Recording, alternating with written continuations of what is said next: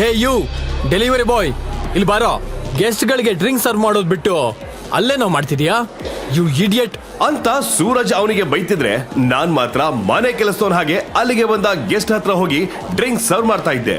ನನ್ನ ಆ ಕೆಟ್ಟ ಪರಿಸ್ಥಿತಿನ ನೋಡಿದ ನನ್ನ ಅತ್ತೆ ಬೇಕಂತಾನೆ ನನಗೆ ಕೇಳೋ ಹಾಗೆ, ಅಯ್ಯೋ ಅವನೊಬ್ಬ ಮೈಗಳ್ಳ, 3 ಹೊತ್ತು ಮನೆಯಲ್ಲಿ ಬಿಟ್ಟಿ ಕೂಳ್ ತಿಂದ್ಕೊಂಡು ದಂಡ ಪಿಂಡದ ಹಾಗೆ ಬಿದ್ದಿರ್ತಾನೆ. ಅವನ ಕೈಯಲ್ಲಿ ಯಾವ ಕೆಲ್ಸನೂ ಆಗಲ್ಲ, ಯೂಸ್ಲೆಸ್ ಗಿರಾಕಿ ಅಂತ ಅಲ್ಲಿ ಪಾರ್ಟಿಗೆ ಸೇರಿದ ಜನರ ಮುಂದೆನೆ ಕೊಂಕಾಗಿ ಹೇಳಿದ್ಲು ನನ್ನ ಅತ್ತೆ. ಹೌದು, ನನ್ನ ಹೆಸರು ಸಾಮ್ರಾಟ್. ತನ್ನವರು ತನ್ನದು ಅಂತ ಯಾರು ಇಲ್ಲದೆ ಇರೋ ನಾನು ಚಿಕ್ಕವನಿದ್ದಾಗ್ಲೇ ಅನಾಥಾಶ್ರಮದಲ್ಲಿ ಹುಟ್ಟಿ ಬೆಳೆದಿದ್ದೆ. ಅಲ್ಲಿಯೇ ನನ್ನ ಜೀವನ ಪ್ರಾರಂಭ ಆಗಿತ್ತು. ಫ್ರೀ ಸೀಟಲ್ಲಿ ಓದಿ ಡಿಗ್ರಿ ಮಾಡ್ಕೊಂಡಿದ್ದ ನಾನು ಕೊನೆಗೆ 3 ಹೊತ್ತು ಊಟಕ್ಕೆ 3 ಕಾಸಾದ್ರೂ ಆಗ್ಲಿ ಅಂತ ಫುಡ್ ಡೆಲಿವರಿ ಮಾಡ್ಕೊಂಡಿದ್ದೆ. ಆದ್ರೆ ಅದೊಂದು ಕೆಟ್ಟ ಪರಿಸ್ಥಿತಿಯಿಂದ ನಾನು ಕೊಂಡದ ಮನೆ ಅನ್ನೋ ಶ್ರೀಮಂತ ಬಿಸ್ನೆಸ್ ಫ್ಯಾಮಿಲಿಯ ಹೆಸರಾಂತ ವ್ಯಕ್ತಿಯಾದ ಶ್ರೀಕಂಠದತ್ತ ಅವರ ಮುದ್ದಿನ ಮೊಮ್ಮಗಳು ಸಾನ್ಯಳನ್ನ ಮದುವೆ ಆಗಿದ್ದೆ. ಆದ್ರೆ ದತ್ತ ಅವರು ಭಿಕಾರಿಯಾದ ನನ್ನನ್ನ ಅಷ್ಟು ದೊಡ್ಡ ಮನೆತರದ ಅಳಿಯನನ್ನಾಗಿ ಯಾಕೆ ಮಾಡ್ಕೊಂಡ್ರು ಅನ್ನೋದು ಮಾತ್ರ ನನಗೂ ಕೂಡ ಗೊತ್ತಾಗ್ಲೇ ಉಳ್ಕೊಂಡಿತ್ತು. ಈ ಕಡೆ ತನ್ನ ತಾತನ ಕೋಪದ ಬಗ್ಗೆ ಚೆನ್ನಾಗಿ ಗೊತ್ತಿದ್ದ ಸಾನ್ಯ ದತ್ತ ಅವರಿಗೆ ಎದುರಾಡಕ್ಕಾಗದೆ ತಾನು ಪ್ರೀತಿಸಿದ್ದ ಶ್ರೀಮಂತ ಕುಟುಂಬದ ಹುಡುಗ ಚಿರಾಗ್ನನ್ನ ಬಿಟ್ಟು ನನ್ ಜೊತೆ ಮದುವೆ ಆಗಿದ್ಲು.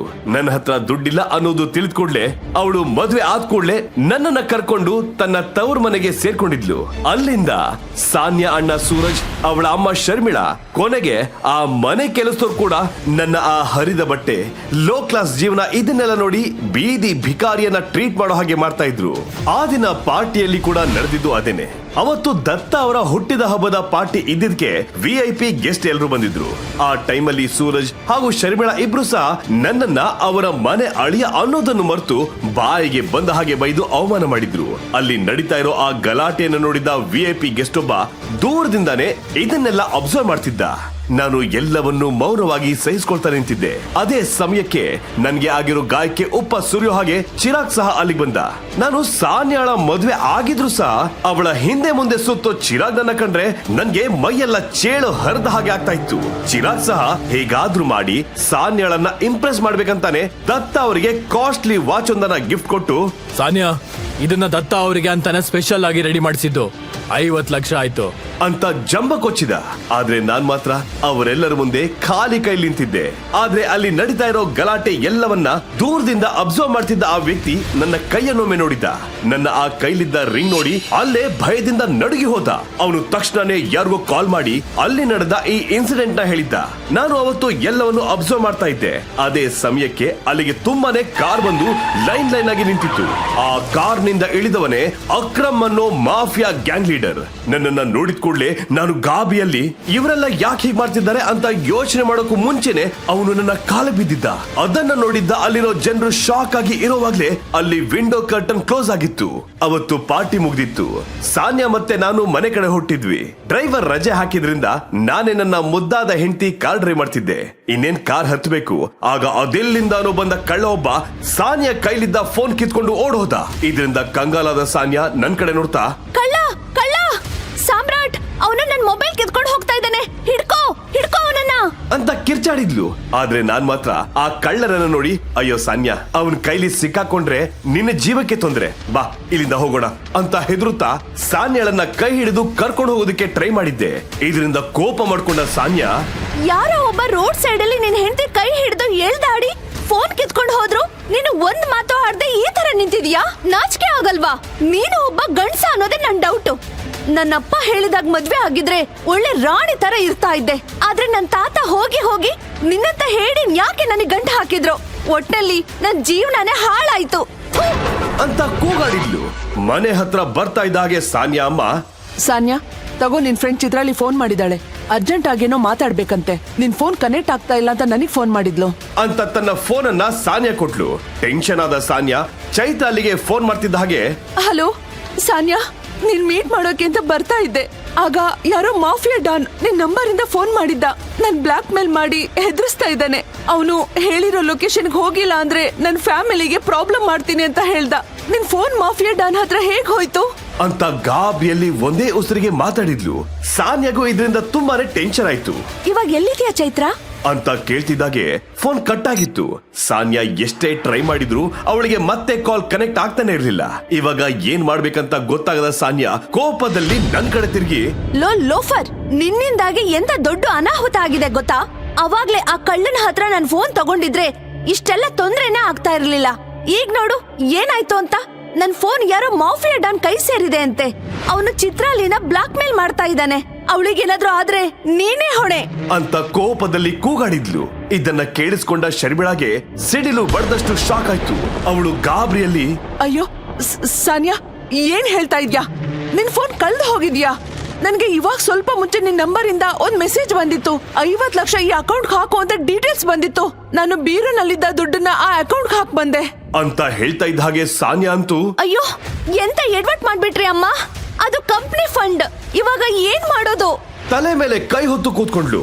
ಆಗ ನನ್ನತ್ತೆ ಶರ್ಮಿಳಾ ಸಹ, ಇದ್ಕೆಲ್ಲ ಈ ದಂಡ ಪಿಂಡಾನೆ ಕಾರಣ. ನೀನೊಬ್ಬ ಮುಟ್ಟಾಳ ಕಣೋ. ಈ ತರ ಬಂಡ್ ಬಾಳೋದ್ಕಿಂತ ಎಲ್ಲಾದ್ರೂ ಹೋಗಿ ಸಾಯ್ಬಾರ್ದಾ ಅಂತ ಪದೇ ಪದೇ ನನ್ ಮೇಲೆ ತುಂಬಾನೇ ಜೋರಾಗಿ ಕೂಗಾಡಿದ್ರು. ಸಾನ್ಯಾಗೆ ಚೈತ್ರಾಲಿ ಇದಕ್ಕಿಂತ ದೊಡ್ಡ ಅಪಾಯದಲ್ಲಿ ಇದ್ದಾಳೆ ಅನ್ನೋದು ನೆನ್ಪಾಗ್ತಿದ್ದ ಹಾಗೆ, ಲೋ ಹೇಳಿ, ಇನ್ನು ಯಾಕೋ ಇಲ್ಲೇ ನಿಂತ್ಕೊಂಡಿದ್ಯಾ? ಹೋಗಿ ಪೊಲೀಸ್ ಕಂಪ್ಲೇಂಟ್ ಕೊಡು. ನಿನ್ ಕೈಯಲ್ಲಿ ಈ ಕೆಲಸ ಆದ್ರೂ ಆಗುತ್ತೆ ಅಲ್ವಾ? ಅಥವಾ ಇದಕ್ಕೂ ಕೈಕಾಲ್ ನಡುಗತ್ತಾ? ಯೂಸ್ಲೆಸ್ ಅಂತ ಕಿರ್ಚಾಡಿದ್ಲು. ವಿಧಿ ಇಲ್ದೇನೆ ನಾನು ಪೊಲೀಸ್ ಸ್ಟೇಷನ್ ಕಡೆ ಹೊರಟೆ. ಇತ್ತ ಮನೆಯಲ್ಲಿದ್ದ ಅಮ್ಮ ಮಗಳಿಗೆ ಭಯ ಆವರಿಸ್ಕೊಂಡಿತ್ತು. ಅಷ್ಟಕ್ಕೂ ಮಾಫಿಯಾ ಡಾನ್ಗಳು ಯಾಕೆ ನಮ್ಮ ಹಿಂದೆ ಬಿದ್ದಿದ್ದಾರೆ ಅನ್ನೋ ಪ್ರಶ್ನೆ ಕಾಡ್ತಾ ಇತ್ತು. ಪೊಲೀಸ್ ಸ್ಟೇಷನ್ಗೆ ಹೋದ ನನ್ನ ದಾರಿ ಕಾಯ್ತಾ ಇದ್ದ ಸಾನ್ಯಾಗೆ ಸ್ಟೇಷನ್ ಇಂದ ಯಾವ ಅಪ್ಡೇಟ್ ಇಲ್ದೇ ಇರೋದ್ ನೋಡಿ ಯಾಕೋ ಅವಳಿಗೆ ಅನುಮಾನ ಶುರುವಾಯ್ತು ಅನ್ಸುತ್ತೆ. ಈ ಹೇಳಿ ಸ್ಟೇಷನ್ ಕಡೆ ಹೋಗಿ 2 ಗಂಟೆ ಆಯ್ತು, ಆದ್ರೂ ಸ್ಟೇಷನ್ ಇಂದ ಒಂದ್ ಫೋನ್ ಬಂದಿಲ್ಲ. ಅಲ್ಲಿಗೆ ನಾನೇ ಹೋಗೋದ್ ಬೆಟರ್ ಅಂತ ಯೋಚನೆ ಮಾಡಿದ ಸಾನ್ಯಾ ತನ್ನ ಅಮ್ಮನನ್ನ ಕರ್ಕೊಂಡು ಪೊಲೀಸ್ ಸ್ಟೇಷನ್ಗೆ ಹೋದ್ಲು. ಅಲ್ಲಿ ಇವಳನ್ನ ನೋಡಿದ ಇನ್ಸ್ಪೆಕ್ಟರ್, ಏನಾದ್ರೂ ಅರ್ಜೆಂಟ್ ಇದ್ರೆ ಒಂದ್ ಫೋನ್ ಮಾಡಿದ್ರೆ ಸಾಕಿತ್ತು, ನೀವ್ ಯಾಕೆ ಬಂದ್ರಿ, ಏನ್ ವಿಷಯ ಅಂತ ಕೇಳಿದಾಗ ಸಾನ್ಯಾ ಅವತ್ತು ಬೆಳಿಗ್ಗೆಯಿಂದ ನಡೆದ ಘಟನೆಗಳನ್ನ ಡೀಟೇಲ್ ಎಕ್ಸ್ಪ್ಲೇನ್ ಮಾಡಿ ನಾನು ಕಂಪ್ಲೇಂಟ್ ಕೊಟ್ಟಿದ್ದೀನಿ ಅಂತ ಹೇಳಿದ್ಲು. ಮಾಫಿಯಾ ಹೆಸರು ಕೇಳ್ತಿದ್ದಾಗೆ ಸ್ಟೇಷನ್ ನಲ್ಲಿದ್ದವರು ಸಹ ಒಂದು ಕ್ಷಣ ಬೆಚ್ಚಿ ಬಿದ್ರು. ಇಷ್ಟು ದಿನ ಭೂಗತಾಗಿದ್ದ ಯಾವುದೋ ಗ್ಯಾಂಗ್ ಮತ್ತೆ ಆಟ ಶುರು ಮಾಡಿದೆ ಅನಿಸ್ತು. ತಕ್ಷಣ ಸಾಮ್ರಾಟ್ ಕೊಟ್ಟ ಕಂಪ್ಲೇಂಟ್ಗೆ ತಡ್ಕಾಡಿದ ಇನ್ಸ್ಪೆಕ್ಟರ್ ಇಡೀ ಸ್ಟೇಷನ್ ಜಾಲಾಡಿದ್ರು. ಅಲ್ಲಿ ಯಾವ ಕಂಪ್ಲೇಂಟ್ ಆಗ್ಲಿ FIR ಆಗ್ಲಿ ಸಿಗ್ಲಿಲ್ಲ. ಕೊನೆಗೆ, ಇಲ್ಲ ಮೇಡಮ್, ನಮ್ಗೆ ಯಾವ ಕಂಪ್ಲೇಂಟ್ ಸಹ ಬಂದಿಲ್ಲ, ನೀವೇ ಒಂದ್ಸಲ ಕಂಪ್ಲೇಂಟ್ ಕೊಟ್ಟವ್ರನ್ನ ಕೇಳಿ ಹೇಳಿ ಅಂದಾಗ ಸಾನ್ಯಾ ಕೋಪ ನೆತ್ತಿಗೇರಿತ್ತು. ಆ ಮೆಂಟಲ್ ಗಿರಾಕಿನ ಅಲ್ಲಿ ಕಳ್ಸಿದ್ದೆ ದೊಡ್ಡ ತಪ್ಪು. ನನ್ನ ಫ್ರೆಂಡ್ ಜೀವನ ಜೊತೆ ಆಟ ಆಡ್ತಿದ್ದಾನೆ. ಅವನು ನನ್ನ ಕೈ ಸಿಕ್ಕಿದ್ರೆ ನಾನೇ ಅವನನ್ನ ಸಾಯಿಸ್ತೀನಿ ಅಂತ ಗೊಡಗುತ್ತಾ ನನ್ನ ನಂಬರ್ಗೆ ಡಯಲ್ ಮಾಡಿದ್ಲು. ನಾನು ಎಮರ್ಜೆನ್ಸಿ ಕಾರಣಕ್ಕೆ ಮೊಬೈಲ್ ಆಫ್ ಮಾಡಿದ್ದೆ. ಅದಕ್ಕೆ ಅವಳಿಗೆ ಫೋನ್ ಸ್ವಿಚ್ ಆಫ್ ಬರ್ತಾ ಇತ್ತು. ಅವನೊಬ್ಬ ಪುಕ್ಕಲ ಹೇಳಿ, ಅವನಿಂದಾನೇ ಇವತ್ತು ಇಷ್ಟು ದೊಡ್ಡ ಪ್ರಾಬ್ಲಮ್ ಆಗ್ತಾ ಇರೋದಂತ ಅಮ್ಮ ಮಗಳು ಇಬ್ರು ನನಗೆ ಶಾಪ ಹಾಕಿದ್ರು. ಹಾಗಾದ್ರೆ ಕಂಪ್ಲೇಂಟ್ ಕೊಡ್ತೀನಂತ ಬಂದ ಸಾಮ್ರಾಟ್ ಎಲ್ಲಿ ಹೋದ? ಮಾಫಿಯಾದವರು ಯಾಕೆ ಚೈತ್ರಾಲಿನ ಟಾರ್ಗೆಟ್ ಮಾಡ್ತಾ ಇದ್ದಾರೆ ಅನ್ನೋ ಪ್ರಶ್ನೆ ಎಲ್ಲರನ್ನು ಕಾಡ್ತಾ ಇತ್ತು. ಇವಾಗ ಏನ್ ಮಾಡೋದು ಅನ್ನೋ ಟೆನ್ಷನ್ ಅಲ್ಲಿ ಇದ್ದ ಸಾನ್ಯಾಗೆ ಸರ್ಪ್ರೈಸ್ ಆಗೋ ಹಾಗೆ ಶರ್ಮಿಳಾ ನಂಬರ್ಗೆ ಚೈತ್ರಾಲಿ ಫೋನ್ ಬಂತು. ಗಾಬರಿಯಲ್ಲೇ ಕಾಲ್ ಪಿಕ್ ಮಾಡಿದವಳು, ಹೇಳು ಚೈತ್ರ, ಯಾರಾದ್ರೂ ತೊಂದ್ರೆ ಕೊಟ್ರಾ ಅಂತ ತಡಬಡಾಯಿಸಿದ್ಲು. ಸಾನ್ಯಾ, ನಿನ್ ಗಂಡ ಇವತ್ತು ನನ್ ಜೀವ ಕಾಪಾಡ್ದ. ನೀನ್ ಎಲ್ಲಿದ್ಯಾ ಹೇಳು, ಅಲ್ಲಿಗೆ ಬಂದ್ ಮಾತಾಡ್ತೀನಿ. ನಿಜವಾಗ್ಲೂ ಸಾಮ್ರಾಟ್ ನಿಂದ ಬದುಕ್ ಬಂದೆ ಕಣೆ ಅಂತ ಸಾನ್ಯಾ ಲೊಕೇಶನ್ ತಗೊಂಡು ಕಾಲ್ ಕಟ್ ಮಾಡಿದ್ಲು. ಅವಳು ನನ್ನ ಹೆಸರು ಹೇಳ್ತಿದ್ದ ಹಾಗೆ ಅಮ್ಮ ಮಗಳಿಗೆ ಶಾಕ್ ಆಯ್ತು. ಆ ಬಿಕಾರಿ FIR ಹಾಕ್ಸಿಲ್ಲ, ಏನೂ ಇಲ್ಲ ಅಂತದ್ರಲ್ಲಿ ಚೈತ್ರನ ಹೇಗ್ ಕಾಪಾಡ್ದ? ಇವನು ನಮ್ಮಿಂದ ಏನೋ ಮುಚ್ಚಿಡ್ತಾ ಇದ್ದಾನೆ ಅನ್ಸುತ್ತೆ ಅಂತ ನನಗೆ ಬೈದ್ಕೊಂಡ್ರು. ಅಲ್ಲಿ ನಡೀತಾ ಇರೋ ಡ್ರಾಮಾ ಎಲ್ಲಾನು ನೋಡ್ತಾ ಇದ್ದ ಪೊಲೀಸ್ ಅವರನ್ನ ಮತ್ತೆ ಒಳಗೆ ಕರ್ಸ್ಕೊಂಡು ಅವರು ಸಾನ್ಯಾ ಹತ್ರ, ನಿಮ್ಮ ಗಂಡನ್ ಫೋಟೋ ಇದೆಯಾ ಅಂತ ಕೇಳಿದ್ರು. ಅದಕ್ಕೆ ಸಾನ್ಯಾ ಅರ್ಜೆಂಟ್ ಆಗಿ ಅಮ್ಮನ ಮೊಬೈಲ್ ನಲ್ಲಿದ್ದ ನನ್ನ ಫೋಟೋ ಕಾಣಿಸಿದ್ರು. ಅದನ್ನ ನೋಡ್ತಿದ್ದ ಹಾಗೆ ಅಲ್ಲೇ ನಿಂತಿದ್ದ ಪೊಲೀಸ್ ನಡ್ಗೋದಕ್ಕೆ ಶುರು ಮಾಡಿದ್ದ. ಅವನು ಜೋರಾಗಿ, ಮ್ಯಾಮ್, ಇವರು ಯಾರು ಅನ್ನೋದಾದ್ರೂ ಗೊತ್ತಿದ್ಯಾ? ಇವನು ನಾರ್ಮಲ್ ಮನುಷ್ಯ ಅಲ್ಲ, ಕೋಟ್ಯಾಧಿಪತಿ ಅಂತ ಇರ್ತಾರಲ್ಲ ಅವ್ರಿಗೆ ಕಿಂಗ್ ಇವನು ಅಂತ ಹೇಳಿದ್ರು. ಅವರು ಹೇಳಿದ್ದನ್ನ ಕೇಳ್ಕೊಂಡು ಮನೆಗ್ ಬಂದ ಸಾನ್ಯಾ ಮತ್ತೆ ಶರ್ಮಿಳಾ ಹತ್ರ ಚೈತ್ರಾಲಿ ಭಯದಲ್ಲಿ, ಸಾನ್ಯಾ, ನಿನ್ ಮೊಬೈಲ್ ಕದ್ದವನು ಯಾರೋ ಮಾಮೂಲಿ ಕಳ್ಳ ಅಲ್ಲ ಕಣೆ. ಅವನು ಮಾಫಿಯಾ ಡಾನ್ ಕಡೆ. ಅವನದು ಇಂಟರ್ನ್ಯಾಷನಲ್ ಲೆವೆಲ್ ಅಲ್ಲಿ ಕಾಂಟ್ಯಾಕ್ಟ್ ಇರುತ್ತೆ ಕಣೆ. ಇಲ್ಲಿ ಕಿಡ್ನಾಪ್ ಮಾಡಿ ಹಾರ್ಟ್, ಲಂಗ್ಸ್, ಕಿಡ್ನಿ ಎಲ್ಲ ಮಾರ್ತಾರೆ. ಅವನ್ ಕೈಯಲ್ಲಿ ಒಂದ್ಸಲ ಸಿಕ್ಕಾಕೊಂಡ್ರೆ ಮತ್ತೆ ಬದುಕ್ ಬರೋ ಚಾನ್ಸೇ ಇಲ್ಲ ಕಣೆ ಅಂತ ಭಯದಲ್ಲೇ ಎಕ್ಸ್ಪ್ಲೇನ್ ಮಾಡಿದ್ಲು. ನಡುತ್ತಾ ಇದ್ದ ಚೈತ್ರಾಲಿನ ಸಮಾಧಾನ ಮಾಡಿದ ಸಾನ್ಯಾ, ಮತ್ತೆ ಹೇಗ್ ಅಲ್ಲಿಂದ ತಪ್ಪಿಸ್ಕೊಂಡ್ ಬಂದೆ ಅಂತ ಗಾಬರಿಯಲ್ಲಿ ಕೇಳಿದ್ಲು. ಆಗ ಚೈತ್ರ, ನನ್ನ ಬಿಟ್ಬಿಡಿ, ನಾನು ಸಾನ್ಯಾ ಜೊತೆ ಅವಳು ಗಂಡ ಸಾಮ್ರಾಟ್ ಬಗ್ಗೆ ಮಾತಾಡೋದಕ್ಕೆ ಅಂತ ಬರ್ತಾ ಇದ್ದೆ. ನನ್ನನ್ನು ಯಾಕೆ ಕಿಡ್ನಾಪ್ ಮಾಡಿದೀರಾ? ಅಂತ ಜೋರ ಕೇಳ್ಕೊಂಡೆ.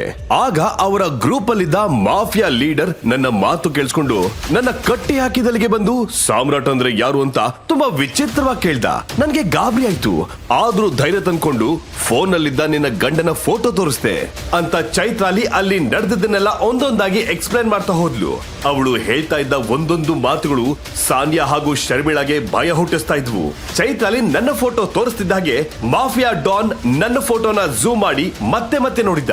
ಕೊನೆಗೆ ನನ್ನ ಕೈಯಲ್ಲಿರೋ ಆ ಹಳೆ ಉಂಗುರ ನೋಡ್ತಿದ್ದ ಹಾಗೆ ಅವನು ನಡುಗಿ ಹೋಗಿದ್ದ. ಅದೇ ನಡುಗೋ ಕೈಯಲ್ಲಿ ಫೋನ್ ಕೊಟ್ಟು ಅದು ಫೋಟೋ ಅನ್ನೋದನ್ನು ಮರೆತು ನೆಲದ ಮೇಲೆ ಮಂಡಿ ಊರಿ, ತಪ್ಪಾಯ್ತು ಬಾಸ್, ನನ್ನ ಕ್ಷಮಿಸಿ ಅಂತ ಕೈ ಮುಗಿದು ಬೇಡಿಕೊಂಡವನೇ ತನ್ನ ಕಡೆಯವ್ರನ್ನೆಲ್ಲ ಸುಟ್ಟು ಹಾಕೋ ಹಾಗೆ ಗುರಾಯಿಸಿ, ಏ ಲೋಫರ್ಗಳ, ಏನ್ ಕೆಲ್ಸ ಮಾಡ್ತಿದಿರೋ? ಇದೇನಾ ಮಾಫಿಯಾದಲ್ಲಿ ಕಲ್ತಿರೋದು? ನಿಮ್ಗೆ ಬದುಕೋ ಆಸೆ ಇಲ್ವಾ? ಈ ವಿಷಯ ಟೈಗರ್ ಗೊತ್ತಾದ್ರೆ ನಮ್ ಕತೆ ಮುಗೀತು ಅಂತಾನೆ ಅರ್ಥ. ಮೊದ್ಲು ಈ ಮೇಡಮ್ ನ ಅವ್ರ ಮನೆಗ್ ಬಿಟ್ ಬನ್ನಿ. ಹಾಗೆ ಸಾನಿಯಾ ಮೇಡಮ್ ಫೋನು ಹಾಗೂ ಅವ್ರ ದುಡ್ಡನ್ನ ವಾಪಸ್ ಕೊಟ್ಬಿಡಿ. ನೀವ್ ಆಟ ಆಡಕ್ ಹೋಗಿರೋದು ಸಾಮಾನ್ಯದವ್ರ ಜೊತೆ ಅಲ್ಲ, ಟೈಗರ್ ಅಂದ್ರೆ ಅಗ್ನಿ ಪರ್ವತ. ಓಡ್ರೋ ಬೇಗ ಅಂತ ಒಂದೇ ಉಸಿರಿಗೆ ತಡಬಡಾಯಿಸ್ದ. ಇದನ್ನೆಲ್ಲ ಕೇಳಿಸ್ಕೊಂಡ ಚೇಲಗಳು ಗಾಬರಿಯಾಗಿ ಬದುಕಿದ್ರೆ ಸಾಕು ಅನ್ನೋ ಹಾಗೆ ಅಲ್ಲಿಂದ ಹೊರಡೋಕೆ ರೆಡಿ ಆದ್ರು. ಇತ್ತ ಚೈತ್ರಾಲಿ ಅಕ್ಷರಶಃ ದಂಗಾಗಿ ಹೋಗಿದ್ಲು. ಸಾನ್ಯಾ ಮನೆಯಲ್ಲಿ ಮುಸ್ರೆ ತಿಕ್ಕೋ ಸಾಮ್ರಾಟ ಒಂದು ಫೋಟೋ ನೋಡಿ ಇಷ್ಟು ದೊಡ್ಡ ಮಾಫಿಯಾ ಡಾನ್ ಈ ರೀತಿ ಆಡ್ತಾ ಇರೋದನ್ನ ಅವಳಿಂದ ನಂಬೋದಕ್ಕೆ ಆಗ್ತಾ ಇರ್ಲಿಲ್ಲ. ಶರ್ಮಿಳಾ ಭಯದಲ್ಲಿ ಬೆವ್ತು ಹೋದ್ರೆ ಸಾನ್ಯಾ ಅಂತೂ ತಲೆ ನೋವು ತಡೆದುಕೊಳ್ಳೋದಕ್ಕೆ ಆಗದೆ ತಲೆ ಮೇಲೆ ಕೈ ಹೊತ್ತು, ಏನು ಇದೆಲ್ಲ ಹೇಗ್ ಸಾಧ್ಯ? ಒಂದ್ ಸೊಳ್ಳೆ ಹೊಡಿಯೋಕಾಗದ ಆ ಹೇಡಿ ಸಾಮ್ರಾಟನ್ ನೋಡಿ ಮಾಫಿಯಾ ಡಾನ್ಗಳೆಲ್ಲ ಟೈಗರ್ ಅಂತ ಯಾಕೆ ಕರಿತಾ ಇದ್ದಾರೆ? ಅಷ್ಟಕ್ಕೂ ಸಾಮ್ರಾಟ್ ಇವಾಗ ಎಲ್ಲಿದ್ದಾನೆ? ಅವನಿಗೆ ನಿಜವಾಗ್ಲೂ ಅಷ್ಟೊಂದ್ ಪವರ್ ಇದೆಯಾ? ಓ ಮೈ ಗಾಡ್, ನನ್ ತಲೆ ಸಿಡಿತಾ ಇದೆ. ಇಲ್ಲಿ ಏನ್ ನಡೀತಾ ಇದೆ ಅಂತ ಅಲ್ಲೇ ನೆಲದ ಮೇಲೆ ಕುಸಿದುಕೊಳ್ತಲು. ಆದ್ರೆ ಮನೆಯಲ್ಲಿ ನಡೆದ ಎಲ್ಲ ಘಟನೆನ ಸಿಸಿಟಿವಿ ಫುಟೇಜ್ ನಲ್ಲಿ ನೋಡ್ತಿದ್ದ ನಾನು ಚಿಕ್ಕದಾಗಿ ಸ್ಮೈಲ್ ಮಾಡಿದ್ದೆ. ಹಾಗಾದ್ರೆ ನಾನು ಯಾರು? ನನ್ನನ್ನ ಯಾಕೆ ಮಾಫಿಯಾ ಪ್ರಪಂಚ ಟೈಗರ್ ಅಂತ ಕರಿತಾ ಇದ್ದಾರೆ? ನನಗೆ ಯಾರು ನೋಡಿರದ ಇನ್ನೊಂದು ಮುಖ ಇದೆಯಾ? ನನ್ನ ಕೈಲಿರೋ ಉಂಗುರದ ಸೀಕ್ರೆಟ್ ಆದ್ರೂ ಏನಿರಬಹುದು? ಹೌದು ಅಂತಾದ್ರೆ ನಾನ್ ಯಾಕೆ ಹೇಡಿ ತರ ಎಲ್ಲದಕ್ಕೂ ಹೆದರ್ಕೊಂಡು ಅತ್ತೆ ಮನೆಯಲ್ಲಿ ಭಂಡನ ಹಾಗೆ ಬಿಕಾರಿ ಜೀವನ ಮಾಡ್ತಾ ಇದ್ದೀನಿ? ಅಷ್ಟಕ್ಕೂ ನಾನು ಯಾಕೆ ಆ ಮೊಬೈಲ್ ಕಳ್ಳನನ್ನ ಹಿಡಿಯೋ ಸಣ್ಣ ಪ್ರಯತ್ನನೂ ಮಾಡ್ಲಿಲ್ಲ? 3 ಹೊತ್ತು ಸೌಟಿಡ್ಕೊಂಡು ಮನೇಲಿ ಬಿದ್ದಿರೋ ನಾನು ಯಾಕೆ ನನ್ನ ಅತ್ತೆ ಹೆಂಡತಿ ಮನೆ ಕೆಲಸದವರಿಂದ ಯಾವಾಗ್ಲೂ ಬಯಸ್ಕೊತಾ ಇರ್ತೀನಿ? ನಾನು ಮುಚ್ಚಿಟ್ಟಿರೋ ಆ ರಹಸ್ಯ ಆದ್ರೂ ಏನು? ಈಗ ನನ್ನ ಸ್ಟೋರಿಲಿ ಮುಂದೆ ಏನಾಗಬಹುದು ಅಂತ ತಿಳಿಯೋಕೆ ಈಗ ನೀವು ಪಾಕೆಟ್ ಎಫ್ಎಂ ನಲ್ಲಿರೋ ಎಲ್ಲಾ ಶೋಗಳನ್ನ ಈಸಿಯಾಗಿ ಕೇಳಬಹುದು. ಈಗಲೇ ಡೌನ್ಲೋಡ್ ಮಾಡಿ ಪಾಕೆಟ್ ಎಫ್ಎಂ ಮತ್ತು ಕೇಳಿ ನನ್ನ ಕಥೆ ಟೈಗರ್ ರಿಟರ್ನ್ಸ್ ಕೇವಲ ನಿಮಗಾಗಿ.